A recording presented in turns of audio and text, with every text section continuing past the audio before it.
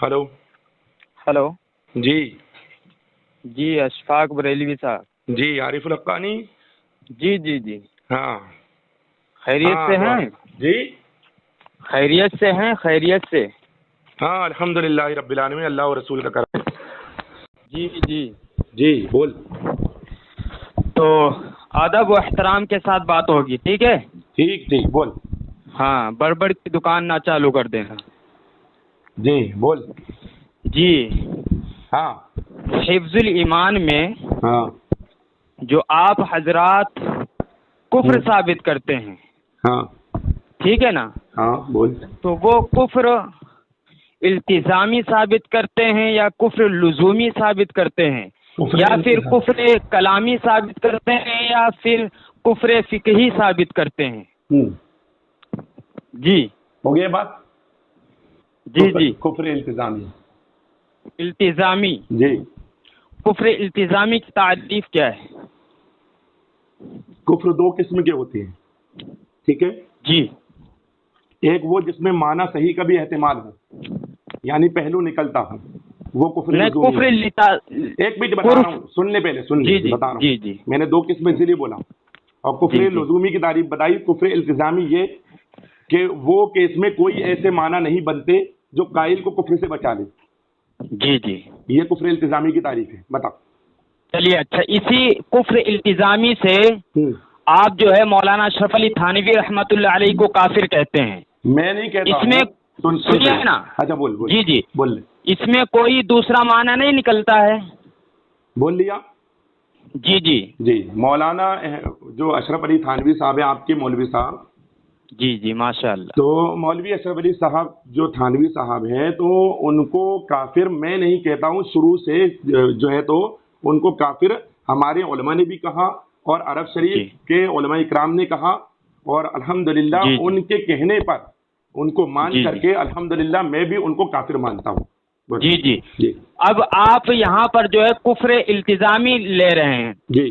तो क्या वजह है, मैं आपसे पूछना चाहता हूँ, क्या वजह है कि आपके मुजद्दिद साहब ने किसी को काफिर कहने या ना कहने के ताल्लुक से जो है कुफ्र फिकही लिया है? तो इसकी वजह क्या है? बात किस पर करनी है, थानवी के कुफ्र पर या आला हजरत जी के, जी, आला हजरत की बात पर के फिकही या जो है तो लुजूमी कुफ्र? नहीं नहीं, तो आपने कुफ्र फिकही को छोड़कर कुफ्र इल्तिजामी को क्यों पकड़ा? आप तो आला हजरत के बागी हो गए। क्योंकि मेरे मुजद्दिद ने कुफ्र इल्तिजामी ही लिया है इसको। अच्छा, आपके मुजद्दिद साहब ने कुफ्र इल्तिजामी ही लिया है? जी जी। चलिए, इसकी एक दलील दे दीजिए मुझे। कौन सी दलील? कि आपके मुजद्दिद साहब ने यहाँ पर जो है कुफ्र इल्तिजामी ही लिया है। मेरे मुजद्दिद ने कहा है, मन शक्का फी कुफ्री व अज़ाबी फ़क़त कफ़र, जो इनके कुफ्र अज़ाब में शक करे वो काफिर है। अच्छा, तो ये कुफ्र इल्तिजामी की आप तारीफ कर रहे हैं? कुफ्र इल्तिजामी समझा तभी तो कहा मन शक्का फी कुफ्री ही।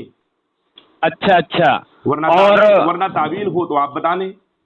अच्छा अच्छा, मैं आपसे पूछता हूँ वरना कि मेरी बात सुनिए, एक उसूल है, देखिए अहले इल्म का एक उसूल है। जी, एक मिनट मेरी बात सुनिए। आप हिफ्जुल ईमान की बोली को कुफ्र लुज़ूमी मानते हैं या कुफ्र इल्तिजामी मानते हैं? जी, आप हिफ्जुल ईमान की बोली को कुफ्र लुज़ूमी मानते हैं या कुफ्र इल्तिजामी मानते हैं? उसमें कुफ्र है ही नहीं, मैं तो कुफ्र मानता ही नहीं हूँ। किसको? हिफ्जुल ईमान की बोली को? जी, हिफ्जुल ईमान में जो इबारत है, जिस इबारत को आप और आपके मुजद्दिद साहब ने कुफरिया इबारत कहा है, उसमें तो कुफ्र है ही नहीं, गुस्ताखी है ही नहीं, वो मैं साबित करूंगा। तो ठीक है ना? मैंने और तो मेरे मुजद्दिद साहब ने अकेले ने नहीं, एक उसूल। जब जी जी, सुनिए, तो आप बोलते चले जाते हैं, गलती है। अरे मैं उसूलन आपसे बात कर रहा हूँ। मैं कह रहा हूँ एक उसूल अहले इल्म का है, वो उसूल मैं आपको बता दे रहा हूँ कि वो उसूल ये है, इज़ा जाअल इह्तिमालु बतलल इस्तिदलाल। जी जी, इसका माना क्या हुआ? आप बताएं।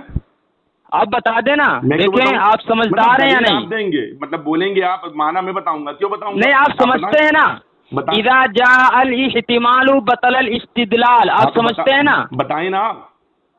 अच्छा अच्छा, मैं बताऊं, ठीक है, मैं बता रहा हूँ। जब इह्तिमाल आ जाता है तो इस्तिदलाल बातिल हो जाता है। ठीक है ना जी। अब चलिए, और एक उसूल और मैं आपके सामने रखता हूँ, आपके कौकब नूरानी उकाड़वी का है।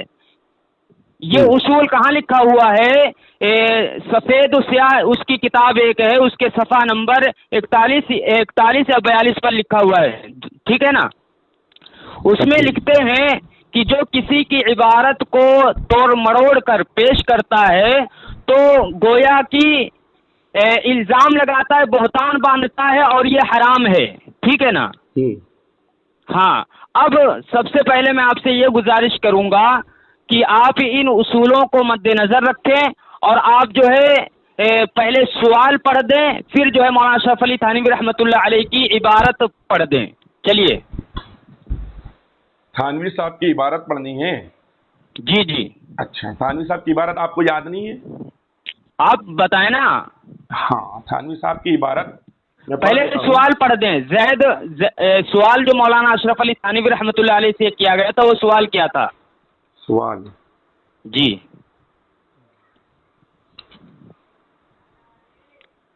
ایک منٹ کتاب نکال لوں۔ جی نکال لیجئے۔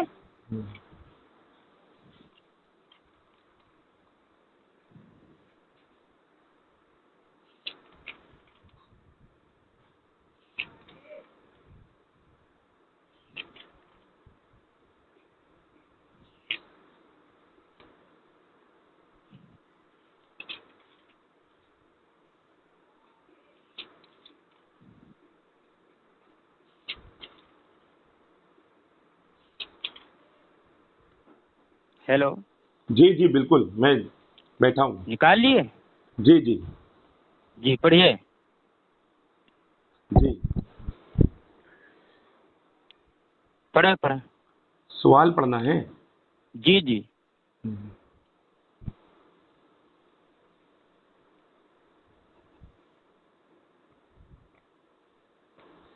پورا سوال پڑھوں یا جہاں سے اعتراض ہے مجھے جس سوال پر وہی پڑھوں؟ جی، جو جس عبارت کے تعلق سے آپ کا اعتراض ہے نا۔ اور کہتا ہے، کون کہتا ہے؟ سوال ہے نا، سوال میں لکھا ہوں نا، پڑھ رہا ہاں، ہوں۔ جی جی، اور پڑھیے۔ کہتا ہے کہ علم غیب کی دو زید قسمیں ہیں۔ کہتا ہے، یہ بولیے۔ ہاں ہاں، زید کہتا ہے۔ جی جی، جی زید زید کہتا ہے کہ علم غیب کی دو قسمیں ہیں۔ جی جی، بالذات اس معنی کو کر عالم الغیب خدا تعالیٰ کے سوا کوئی نہیں ہو سکتا، اور بواسطہ اس معنی کر رسول اللہ صلی اللہ علیہ وسلم عالم الغیب تھے۔ زید کا یہ استدلال اور عقیدہ و عمل کیسا ہے؟ ٹھیک ہے، یہ سوال ہے۔ سوال سے آپ کیا سمجھے؟ ہاں، زید پوچھ رہا ہے سوال کے اعتبار سے کہ علم غیب کی دو قسمیں ہیں، اس کے اعتبار سے جو سوال یہاں لکھا گیا ہے۔ جی جی، ایک تو آپ سمجھے کیا؟ بالذات جو اللہ تبارک و تعالیٰ کو ذاتی طور پر حاصل ہے، جی، اس معنی کر کے عالم الغیب خدا تعالیٰ کے سوا کوئی نہیں ہو سکتا، جی جی، اور بواسطہ یعنی جو وسیلے واسطے سے حاصل ہے، اس معنی کر عطائی طور پر کہ رسول اللہ صلی اللہ علیہ وسلم عالم الغیب تھے۔ زید کا یہ استدلال اور عقیدہ و عمل کیسا ہے؟ ٹھیک ہے، جی جی، جواب اب سنیے بتائیں، اشفاق صاحب، بولیے۔ سوال میں یہ ہے، میں آپ سے بتا دوں، آپ سے عرض کر دوں کہ سوال میں یہ پوچھا گیا ہے کہ بواسطہ اس معنی کر کہ رسول اللہ صلی اللہ علیہ وسلم عالم الغیب تھے، ٹھیک ہے نا؟ یہ سوال نہیں ہے کہ اللہ کے نبی صلی اللہ علیہ وسلم کو علم غیب ہے یا نہیں ہے، اور اگر ہے تو کتنا ہے کتنا نہیں ہے، بلکہ یہ سوال نہیں ہے۔ سوال یہ ہے کہ آپ علیہ الصلوۃ والسلام کو عالم الغیب کہنا درست ہے یا نہیں درست ہے، ٹھیک ہے نا؟ جی، اب آگے عبارت پڑھو۔ کون سی بات؟ اب جو عبارت کو آپ کفریہ ثابت کرتے ہیں، کفر التزامی، اس میں ثابت کر کے دکھائیں مجھے۔ پھر یہ کہ آپ کی ذات مقدسہ پر علم غیب کا حکم کیا جانا اگر بقول زید صحیح ہو تو دریافت طلب یہ امر ہے کہ اس غیب سے مراد بعض غیب ہے یا کل غیب؟ اگر بعض علوم غیب یا مراد ہے تو اس میں حضور صلی اللہ علیہ وآلہ وسلم کی ہی کیا تخصیص ہے؟ جی، ایسا علم غیب تو زید و عمر بلکہ ہر سبی و مجنو بلکہ جمیع حیوانات و بہائم کے لیے بھی حاصل ہے۔ جی، ٹھیک، آگے بھی پڑھ دیں۔ میرا اعتراض تو یہی ختم ہو گیا، بتائیں آگے۔ نہیں، یہ ضروری تھوڑی ہے کہ آپ کا اتنا ہی ایک ہی لفظ پہ آپ کا اعتراض ہو تو آپ وہی پڑھوں گا تو میں وہی پڑھوں گا نا، میرا اعتراض ہی اسی پر ہے، اسی لفظ پر۔ اچھا اچھا، چلیے ٹھیک ہے، وہ میں نقل کر دوں گا، ٹھیک ہے نا؟ اب آپ بتائیے اس میں کیا کفر ہے؟ اس میں کیا کفر ہے؟ جی، پھر یہ کہ آپ کی ذات مقدسہ پر علم غیب کا حکم کیا جانا ہے، کس کی ذات پر؟ جی جی، بولیے بولیے، بتائیں نا کس کی ذات پر؟ نہیں آپ بولیے آپ کا اعتراض کیا ہے اور آپ اس کو کفر مانتے ہیں تو کس وجہ سے مانتے ہیں؟ بتا رہا ہوں پھر یہ کہ آپ کی ذات مقدسہ پر علم غیب کا حکم کیا جانا اگر بقول زید صحیح ہو تو دریافت طلب یہ امر ہے کہ اس غیب سے مراد بعض غیب ہے یا کل غیب؟ جی تو بعض غیب یا کل غیب یہ دونوں چیزیں اس نے مانی پوچھی انہوں نے آپ کے مولانا تھانوی صاحب نے، ٹھیک ہے جی۔ تو کل غیب کی تو نفی کر دی انہوں نے کہ اگر بعض علوم غیبیہ مراد ہیں، ہلو جی بولیے بولیے، اگر بعض علوم غیبیہ مراد ہے اس میں حضور صلی اللہ تعالی علیہ وسلم کی ہی کیا تخصیص ہے؟ جی ایسا علم غیب، جی بھائی کیسا؟ جی بولیے بتائیے۔ ہم تو یہی سمجھتے ہیں کہ یہاں پر یہی کہہ رہے ہیں یہ کہ اگر بعض علوم غیبیہ مراد ہے تو اس میں حضور صلی اللہ تعالی علیہ وسلم کی ہی کیا تخصیص ہے، کیا خاصیت ہے حضور کی ہی؟ ایسا علم غیب یعنی جیسا رسول اللہ کو ہے، اللہ ہم سمجھتے ہیں، ٹھیک ہے جی جی جی۔ ایسا علم غیب تو زید و امر بلکہ ہر سبھی و مجنوں بلکہ جمیع زید و حیوانات، زید و امر جی جی جی بلکہ ہر سبھی و مجنوں بلکہ جی جمیع حیوانات و بہائم کے لیے بھی حاصل ہے۔ کیسا علم غیب حاصل ہے؟ کیسا حاصل ہے؟ ہاں جی فرمائیں، بتائیں نا آپ، میں سوال کر رہا ہوں نا آپ سے۔ اچھا اچھا، کیونکہ میں تو آپ نے کہا ہے، سنیے نا، سمجھ رہا ہوں، ایک منٹ پھر بات اب پوری کر لوں۔ صاحب اچھا میں پوری بات کر لوں پھر سمجھا لوں۔ پوری کریے جی ایسا علم غیب میں نے کہا کہ میں اس کو سمجھتا ہوں کہ جیسا رسول اللہ کا ہے، کیا کہ کیونکہ یہاں پر جو انہوں نے کہا کہ اس میں حضور صلی اللہ تعالی علیہ وآلہ وسلم کی ہی کیا تخصیص ہے، ایسا علم غیب میں جی۔ ارے پوری عبارت ابھی تو پڑھی میں نے آپ کو، کہ 17 مرتبہ پڑھوں گا تب سمجھ میں آئے گی۔ پڑھیے بتا تو رہا ہوں۔ تو یہاں میں نے کہا کہ ایسا لفظ جو لائے ہیں انہوں نے، ایسا علم غیب، تو یہاں میرا ماننا یہی ہے، میرا کیا ماننا، علماء حرمین طیبین کا ماننا کہ ایسا علم غیب سے مراد جیسا رسول اللہ کو ہے تو زید و عمر بلکہ ہر سبھی مجنوں بلکہ جمیع حیوانات و بہائم کے لیے بھی حاصل ہے۔ جی اب میں یہ پوچھنا چاہتا ہوں کہ بھائی یہ جو علم غیب رسول اللہ صلی اللہ علیہ وسلم کو ایسا علم غیب کا لفظ کہا، یہ میرے نزدیک بالکل صریح لفظ ہے جی، اور اسی لیے میں التزام کہہ رہا ہوں اس بولی کو۔ اچھا اچھا اس میں کوئی تعویل کی امید نہیں ہے، اگر تعویل ہے تو آپ بتائیں۔ آپ کی بات ہو گئی؟ اب میں بتاتا ہوں۔ ہاں بولیے، تعویل دیجیے۔ آپ نے کہا کہ ایسا سے مراد یہ ہے کہ جیسا نبی کریم صلی اللہ علیہ وسلم کا علم مبارک ہے، ٹھیک ہے، تو یہ کفر ہے، گستاخی ہے، ٹھیک ہے۔ آپ نے کہا یہ میں سمجھتا ہوں، ٹھیک ہے نا۔ تو اب میں کیا سمجھتا ہوں ایسا سے، وہ حفظ الایمان ہی میں مذکور ہے، ٹھیک ہے نا۔ پھر یہ کہ آپ کی ذات مقدسہ پر علم غیب کا حکم کیا جانا، ٹھیک ہے نا، یعنی آپ علیہ الصلوۃ والسلام کو عالم الغیب کہنا، ٹھیک ہے نا، آپ کی ذات مقدسہ پر عالم الغیب کا اطلاق کرنا۔ سنیے نا، میں خلاصہ، جی علم غیب سے کیا مراد ہے؟ علم غیب کا حکم کیا جانا۔ جی علم غیب سے کیا مراد ہے؟ علم غیب حضور کو ملا ہے ہمارے نزدیک۔ نہیں، علم غیب کی تعریف کیا ہے؟ جی علم غیب کی تعریف کیا ہے؟ غیب ان باتوں کو کہا جاتا ہے، علم غیب کی تعریف میں پوچھ رہا ہوں، غیب کی تعریف ہے، علم غیب کی تعریف تو اللہ کے بندے وہی تو بتا رہا ہوں کہ غیب کہتے ہیں پوشیدہ باتوں کو، اور علم غیب یعنی پوشیدہ باتوں کا جانکار۔ اچھا یہ کس نے علم غیب کی تعریف کی ہے؟ روز اللغات میں لکھا ہوا ہے، دوں کیا؟ علم غیب دو لفظوں کے ساتھ تعریف کریں آپ، علم غیب۔ میں نے جو تعریف کی اگر وہ غلط ہو تو آپ بتا دوں۔ چلیے اچھا، میں علم غیب آپ کے ہی اعلیٰ حضرت کے ملفوظ سے ثابت کرتا ہوں۔ میں نے جو علم غیب کی تعریف کی اگر وہ غلط ہو تو آپ بتا دوں۔ چلیے میں آپ کو بتاتا ہوں، ٹھیک ہے۔ غلط ہے کیا؟ اب سنیے، یہ صحیح ہے، یہ بتائیے پہلے۔ علم غیب آپ نے دو لفظوں کی تعریف کی ہے، غیب کی صرف تعریف کی ہے؟ میں نے دونوں کی تعریف کر دی ہے، علم غیب الگ الگ کی ہے ایک ہی ساتھ؟ میں نے جو تعریف کی ہے وہ غلط کی ہو تو بتا دو آپ۔ نہیں، میں آپ سے یہی تو پوچھ رہا ہوں کہ آپ نے علم غیب کی ایک ہی ساتھ تعریف کی ہے یا الگ الگ؟ میری بات سنیے، اگر اس طرح سے بحث کرنا ہو مقصود تو کوئی فائدہ نہیں۔ مجھے تو ایک آسان بات بتا دیں کہ علم غیب جو میں نے تعریف کی ہے اگر غلط کی ہو تو آپ بتا دیں کہ غلط کیا ہوں۔ چلیے، نہیں یار، میری بات آپ سمجھ نہیں رہے ہیں، ٹھیک ہے جی۔ میں یہ کہہ رہا ہوں کہ آپ نے علم غیب، یہ دو ہوئے لفظ نا، علم غیب دو لفظ ہوئے، تو جس لغت کا آپ حوالہ دے رہے ہیں تو کیا اس لغت میں علم غیب دو لفظ کے ساتھ تعریف لکھی ہوئی ہے؟ ارے علم کہتے ہی جاننے کو ہے۔ اچھا، تو میں آپ نے اس کا مطلب یہ ہے کہ آپ نے الگ الگ تعریف کی ہے؟ نہیں، میں تو بتا رہا ہوں نا، فیروز اللغات حوالہ دوں کیا میں آپ کو؟ نہیں نہیں یہ میں نہیں کہہ رہا ہوں کہ آپ نے جو ہے پوچھ رہا ہوں کہ میں نے غلط تعریف کی ہے کہ اگر غلط کی ہو تو آپ بات کریں اس پر، اگر غلط نہیں کی ہے تو آپ آگے بات کریں نا دوسری بات جو جی جی جی جی میں آگے بات کر رہا ہوں، سنیے. یہ ایسا علم غیب سے کیا مراد ہے، میرا سوال ہے، بتائیے. جی جی اب میں بتا رہا ہوں نا. بتائیں. دیکھیے ملفوظ میں لکھا ہوا ہے نہیں، یہاں بتائیے میری بات سنیے. جی میں خلاصہ کر دوں اس کا نا.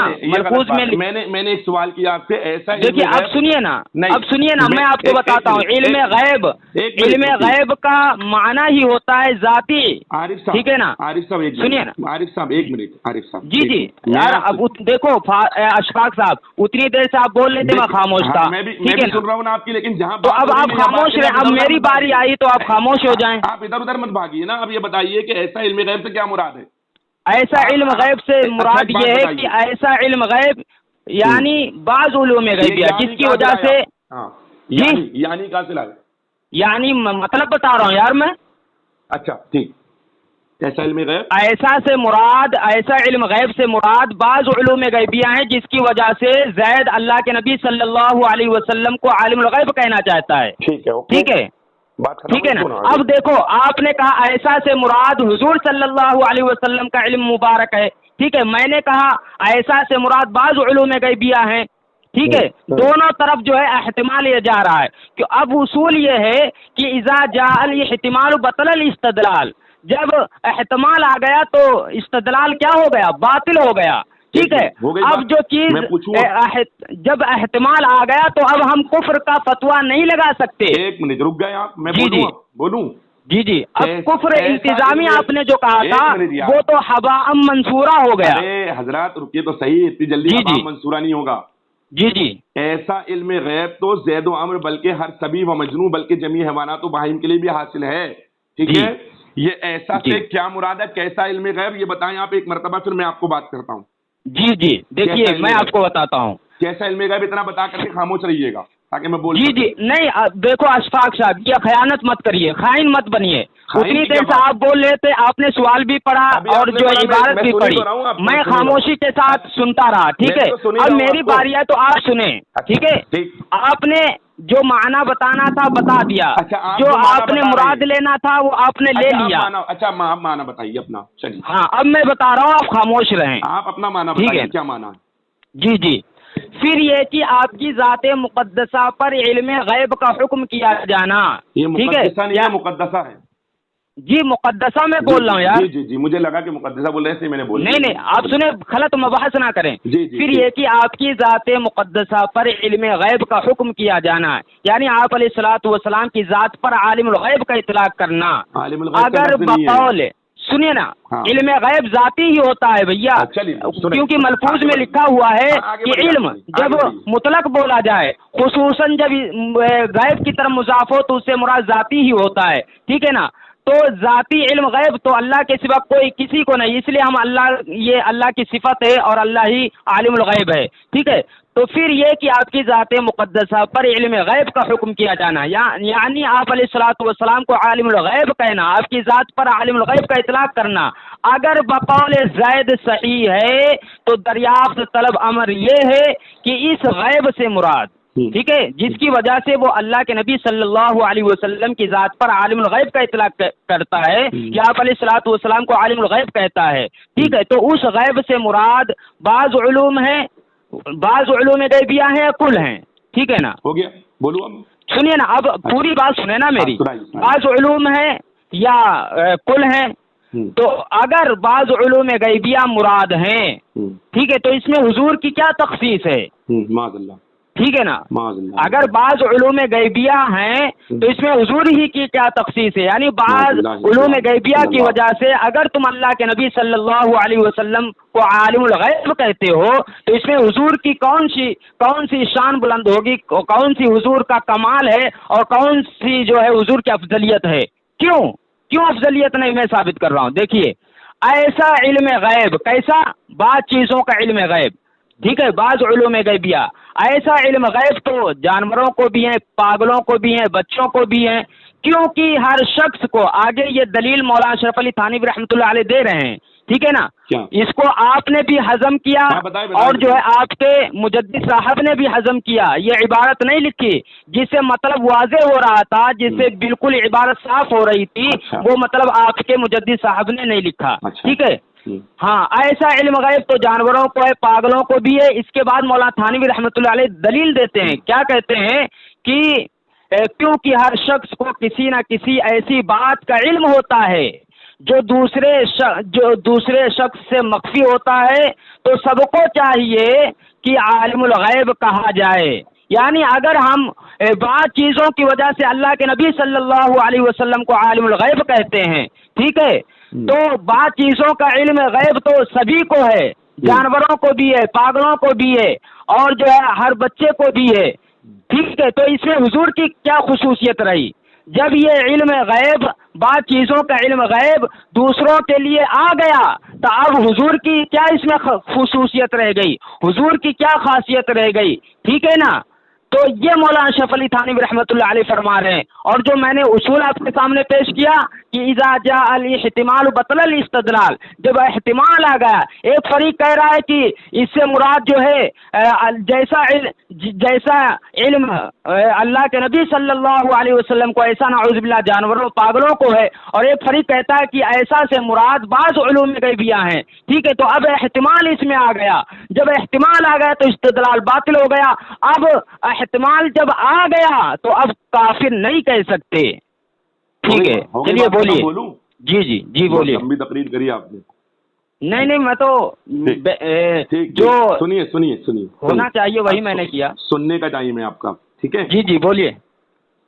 ایسا علم غیب تو زید و عمر بلکہ ہر سبی و مجنون بلکہ جمیع حیوانات و بہائم کے لیے بھی حاصل ہے, کیونکہ ہر شخص کو کسی نہ کسی ایسی بات کا علم ہوتا ہے جو دوسرے شخص سے مخفی ہے, تو چاہیے کہ سب کو عالم الغیب کہا جائے. ٹھیک ہے. جی. تو علم غیب اس کو کہتے ہیں کہ جو چیز کسی اور سے مخفی ہو, چھپی ہوئی ہو, اور مجھے معلوم ہو, تو اس کو علم غیب کہتے ہیں. یہ کہاں سے لے کر آئے تھانوی صاحب؟ جی, یہ جو آپ کے تھانوی صاحب نے لکھے ہیں کہ کیونکہ ہر شخص کو کسی نہ کسی ایسی بات کا علم ہوتا ہے جو دوسرے شخص سے مخفی ہے, چھپا ہوا ہے, تو چاہیے کہ سب کو عالم الغیب کہا جائے. تو وہ چیز جو مجھے معلوم ہے اور آپ سے چھپی ہوئی ہے اس کو علم غیب کہا جاتا ہے. یہ کہاں لکھا ہوا ہے؟ یہ غیب کی خبر ہے نا. غیب کی خبر کس کے لیے؟ کس کے لیے؟ ہاں, جیسے آپ کے اعلیٰ حضرت نے ایک کیا بولتے ہیں گھوڑے کا. نہیں وہ بات جو پوچھ رہا ہوں بتائیے نا یار, ادھر ادھر نہیں آپ. اچھا, بعض چیزوں کا علم غیب کا علم جو ہے. عبارت پر اعتراض ہے میرا, سنیے بات کو پھر سے سنیے ایک بار. جی آپ کو سمجھ نہیں آیا. میں نے کہا ایسا علم غیب تو زید و عمر بلکہ ہر سبی و مجنون بلکہ جمیع حیوانات و بہائم کے لیے بھی حاصل ہے. تھانوی صاحب نے لکھا. پھر لکھتے ہیں کیونکہ ہر شخص کو کسی نہ کسی ایسی بات کا علم ہوتا ہے جو دوسرے بات چیزوں کا علم. کسی نہ کسی ایسی بات کا علم ہوتا ہے جو دوسرے شخص سے مخفی یعنی چھپا ہوا ہے, تو چاہیے کہ سب کو عالم الغیب کہا جائے. تو میں صرف اتنا پوچھ رہا ہوں کہ کسی نہ کسی ایسی بات کا علم جو ایک آدمی کو ہوتا ہے, مطلب مثلا مجھے کوئی چیز کا علم ہے وہ آپ کو نہیں ہے, تو مطلب وہ علم غیب ہے. جی وہ چھپا ہوا نا, تو ہمارے لیے وہ علم غیب ہی نہ ہے نا. اس کو علم غیب کہتے ہیں. تعریف کہاں پر لکھی ہے؟ تعریف بتائیے کہ جو چیز کسی اور کو معلوم ہو, وہ غیب کا علم نہیں ہے. ایک منٹ, جو چیز کسی اور کو معلوم ہو اور مجھے نہیں معلوم ہو, کوئی چیز کسی اور کو معلوم ہو چھپی ہوئی اور مجھے نہیں معلوم ہو, اور وہ چیز علم غیب ہوتی ہے, بتائے کہاں پر لکھی ہے تعریف؟ اچھا, یہ تو تعریف آپ ہی نے کر دی ہے نا کہ غیب جو چھپی ہوئی چیز ہو. یہ تو آپ نے ابھی تعریف کی ہے نا. نہیں, میں نے جو تعریف کی ہے, اب مثال میں دیتا ہوں, سنیے میں نے جو تعریف کی, پہلے بات سن لیجیے. میں نے جو تعریف کی ہے وہ فروز اللغات سے کی ہے, اور میں نے جو تعریف کی ہے وہ یہ تعریف کی ہے کہ پوشیدہ باتوں کا علم, وہ علم جو کسی کو نہ ہو تو سب کو, مطلب کسی کو نہ ہو اور کسی کو ہو تو وہ علم ہوگا. لیکن آپ جو تعریف کر رہے ہیں, تھانوی صاحب جو لکھ رہے ہیں, وہ کہہ رہے ہیں کیونکہ ہر شخص کو کسی نہ کسی ایسی بات کا علم ہوتا ہے, کسی نہ کسی ایسی بات کا علم ہوتا ہے جو دوسرے شخص سے مخفی ہے. یعنی مجھے معلوم ہے کہ میرا باپ منظور احمد خان ہے, لیکن آپ سے چھپا ہوا ہے کہ آپ کا باپ منظور احمد خان, میرا باپ منظور احمد خان ہے کہ نہیں, آپ کو نہیں معلوم ہے.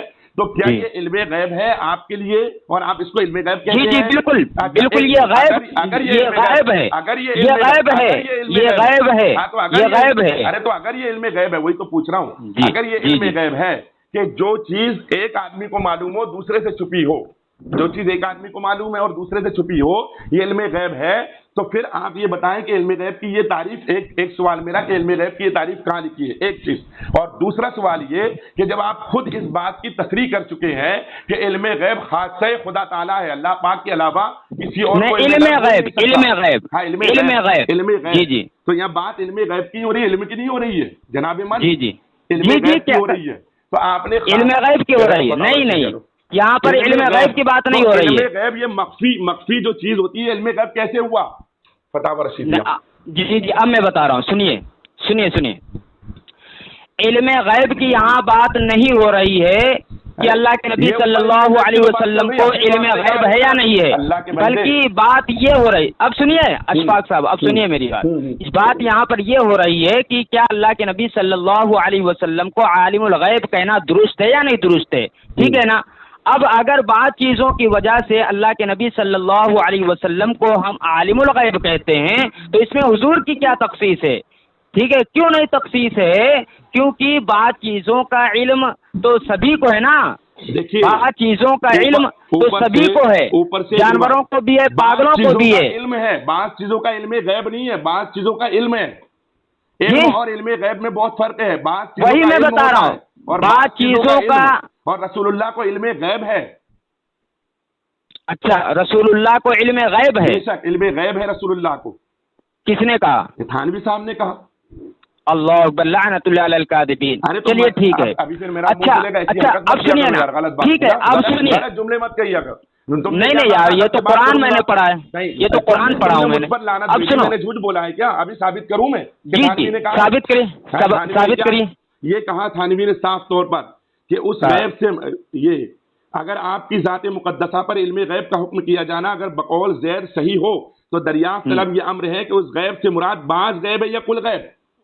تو کل غیب کا انکار کیا، اگر بعض علوم غیبیہ مراد ہے تو بعض علوم غیبیہ حضور کے لیے مانا اس نے، آپ کہہ رہے ہیں علم غیب نہیں ہے۔ اللہ اکبر، اللہ اکبر، ابے یہ تو الزامن اس کو بتا رہے ہیں، زید کو کہہ رہے ہیں، آپ کو اتنی خبر نہیں ہے۔ کیا کہہ رہے ہیں؟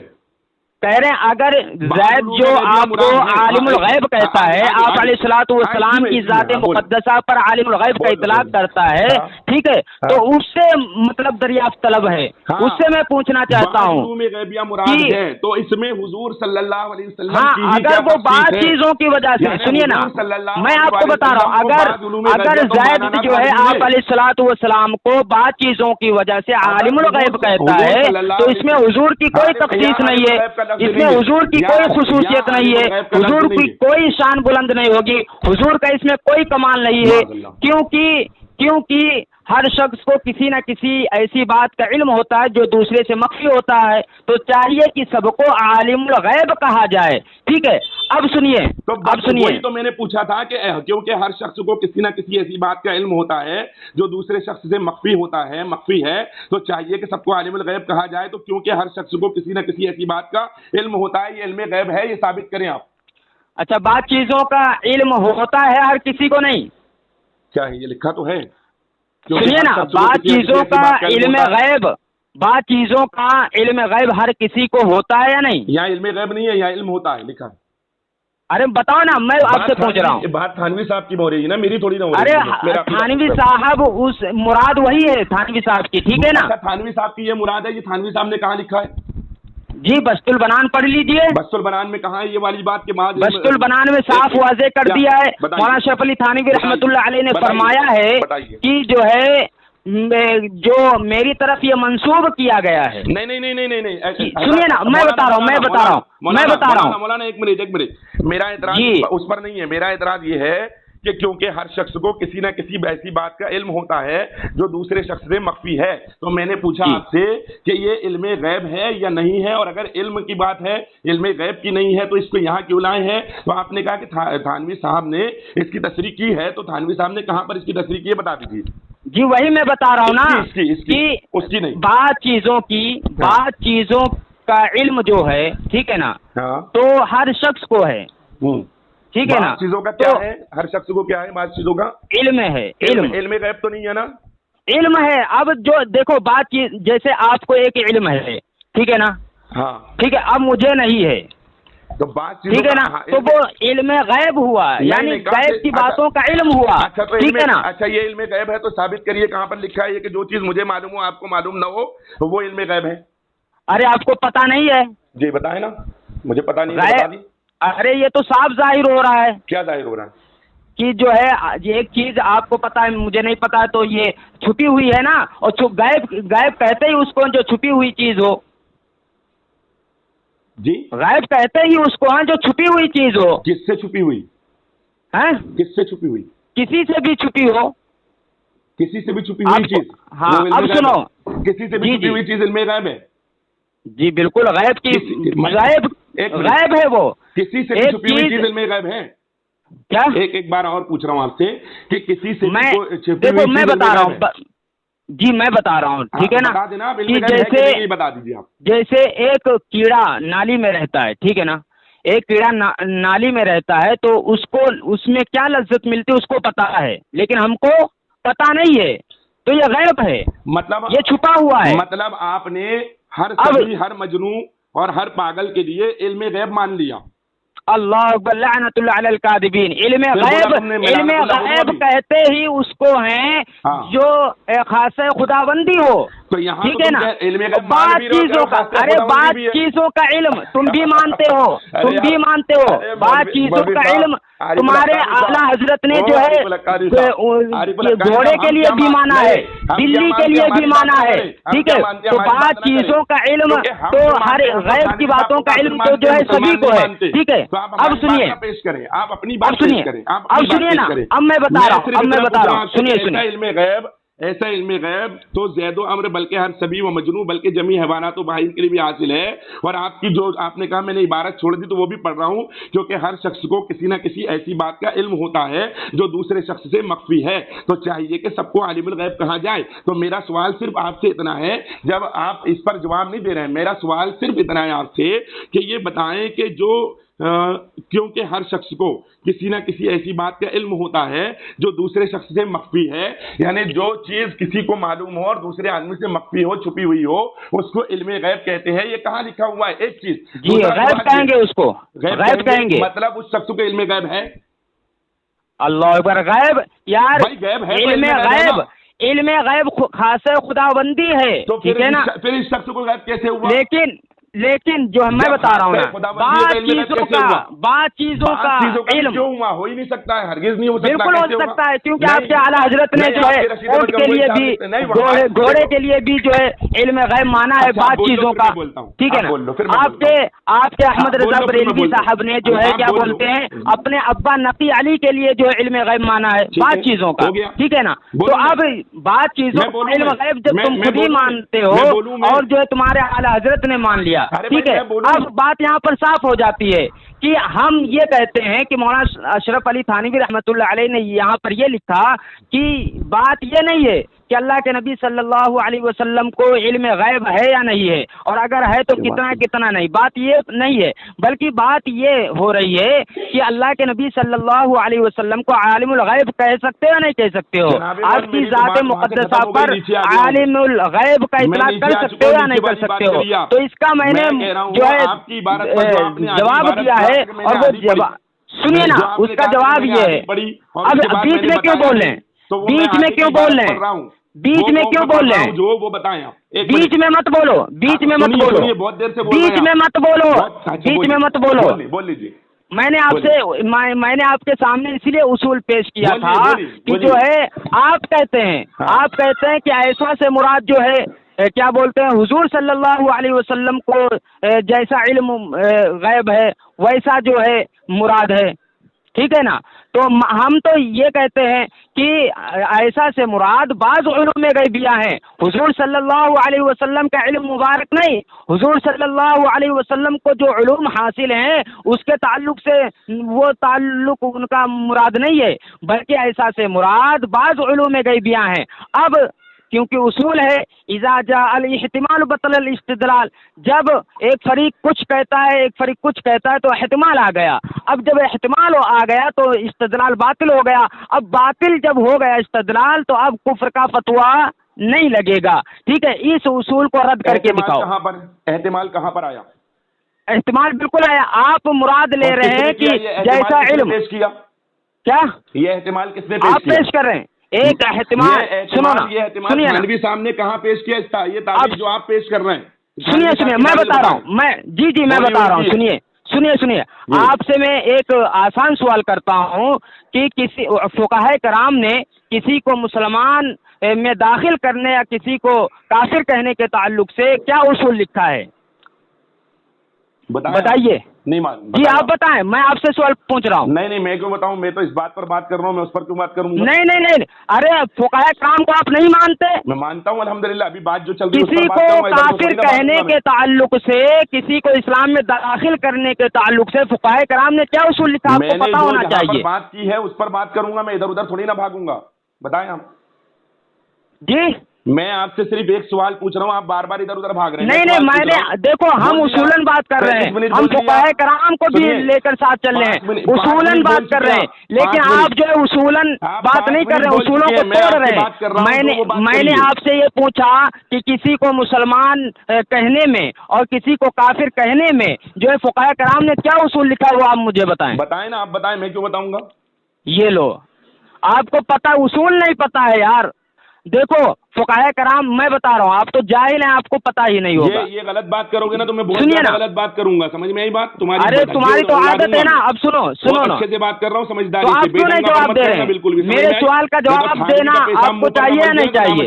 نہیں میرا، سمجھ میں آئی؟ ارے چلو بتاؤ، جواب دو۔ نہیں کرنا ہے، صحیح سے بات ارے فقہائے کرام نے کیا اصول لکھا ہے بتاؤ مجھے پھر۔ ڈھنگ سے بات کر، جو میں پوچھ رہا ہوں اس کا ارے فقہائے کرام نے کیا اصول لکھا ہے بتاؤ نا مجھے۔ میں نے سوال کیا کیونکہ ہر شخص کو کسی نہ کسی ارے اس کا جواب دے چکا ہوں، بار بار وہی مت آ۔ نہیں دیا اس کا جواب۔ اب جو اصول میں نے پیش کیا تھا، جس کی وجہ سے تیرے التزامی جو کفر تو نے کہا تھا، اس التزامی کفر کو میں نے حباب منصورہ کیا ہوں، ٹھیک ہے نا؟ آپ کیا دیا وہ بتا۔ اب سن، پھر وہیں جا رہا تو وہ سامعین جو سن لیں گے۔ اب یہاں پر میں نے ایک اصول پیش کیا تھا، وہ اصول یہ تھا کہ جب احتمال آ جائے تو جو ہے استدلال باطل ہو جاتا ہے، ٹھیک ہے؟ اب تو کہہ رہا ہے کہ ایسا سے مراد جیسا نبی کریم صلی اللہ علیہ وسلم کو علم ہے، میں کہتا ہوں ایسا سے مراد بعض علوم غیبیہ ہیں، تو اب احتمال آ گیا، جب احتمال آ گیا تو جو ہے استدلال باطل ہو گیا۔ اب جب باطل ہو گیا تو کفر کا فتویٰ نہیں لگے گا۔ کیا کیونکہ ہر شخص کو اب سنو، فقہائے کرام نے ایک اصول لکھا ہے کہ کسی کی عبارت میں، کسی کے قول میں اگر 99 کفر ہو، کسی کے قول میں، کسی کی عبارت میں اگر 99 کفر ہو اور ایک پہلو اسلام کا ہو تو فقہائے کرام کا یہ اصول ہے کہ اس کو کیا کہیں گے؟ مسلمان ہی کہا جائے گا، اس پر اس کی تکفیر نہیں کی جائے گی۔ اب احتمال آ گیا، اب فاروق اشفاق رضا خانی نے جو کیا بولتے ہیں اپنا استدلال پیش کیا تھا اس کو میں نے باطل کر دیا۔ اب جب باطل ہو گیا تو اب کفر کا فتویٰ نہیں لگے گا۔ اب سنیے یہ کتاب کا نام ہے، سنو اب سن قاعدے سے، اب سن، تم نے اپنی پوری بات مکمل کر لی ہے، اب میری باری ہے، ٹھیک ہے؟ اب سن لے میری بات۔ اب میں حفظ الایمان کی عبارت سے تیرے مجدد کو کافر ثابت کرتا ہوں۔ یہ کتاب کا نام ہے سیرت انوار مظہریہ، اس کے صفحہ نمبر 292 پر لکھا ہوا ہے کہ حفظ الایمان کی گستاخانہ عبارت مولوی احمد رضا بریلوی نے اپنے دوست مولانا عبد الباری فرنگی محلی کے سامنے پیش کی، مولانا عبد الباری فرنگی محلی کے سامنے پیش کی، ٹھیک ہے؟ اور کہا کہ دیکھو اس میں کفر ہے، اس میں گستاخی ہے، مولانا عبد الباری فرنگی محلی نے فرمایا ہمیں اس میں کوئی کفر کوئی گستاخی نظر نہیں آتی ہے۔ اب مولوی احمد رضا بریلوی نے ایک مثال دی کہ کہا ایسے نہیں ایسے دیکھو تب آپ کو گستاخی نظر آئے گی، پھر آپ کو کفر نظر آئے گا۔ تو مولانا عبد الباری فرنگی محلی نے فرمایا کہ ہمیں اب بھی کوئی اس میں گستاخی کوئی کفر نظر نہیں آتا ہے۔ اب احمد رضا بریلوی کیا ہو گیا؟ خاموش ہو گیا، ٹھیک ہے، اور دوستی و محبت کو برقرار رکھا۔ اب حسام الحرمین میں جو فتویٰ ہے کہ من شک فی کفرہ و عذابہ فقد کفر، جو ان کے کفر عذاب میں شک کرے وہ بھی کافر ہے۔ اب اس فتوے سے مولانا عبد الباری فرنگی محلی کافر ہو گئے تھے، لیکن پھر بھی ایک کافر کے ساتھ مولوی احمد رضا بریلوی دوستی بھی رکھتا ہے، محبت بھی کرتا ہے، اور اس کو اس وقت کافر بھی نہیں کرتا ہے، جس کی وجہ سے مولوی احمد رضا بریلوی خود کافر ہو گیا۔ اشفاق رضا خانی ہمت نہ کر سکا کہ حفظ الایمان کی عبارت میں کفر ثابت کر دے۔ ارے التزامی جو اس نے کفر ثابت کرنے کی کوشش کی وہ جو ہے میں نے حبام منصورہ کر دیا۔ میں پوری بریلیت کو چیلنج کرتا ہوں کہ حفظ الایمان میں